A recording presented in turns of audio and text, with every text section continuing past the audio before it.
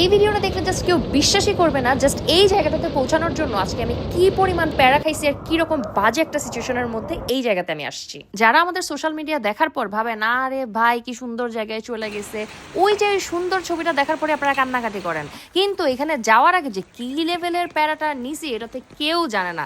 আজকে এই দিনের গল্পটা আমি বলতেছি। তো আজকে যে জায়গাটাতে যাচ্ছি এটা হচ্ছে ইন্দোনেশিয়ার একটা ওয়াটারফল, আর এই ওয়াটারফলে যাওয়ার জন্য আমার হোটেল থেকে 60 কিলোমিটার দূরে আসছি। যারা দেশের বাইরে ট্রাভেল করেন তারা জানেন প্রত্যেকটা দিন মানে অনেক অনেক টাকার ব্যাপার। একটা দিন হোটেলে বসে কাটানো মানে অনেক টাকার লস। তো আসার পরে শুনলাম এই ওয়াটারফলটা দেখার জন্য নাকি 20 মিনিট হাইকিং করে নিচে নামতে হবে, আর এমন বৃষ্টির মধ্যে আমাদের দুইজনকে ছাড়া আর কেউ ছিল না। গাটা জাস্ট ছমছম করতেছিল আর ভয়ও লাগতেছিল।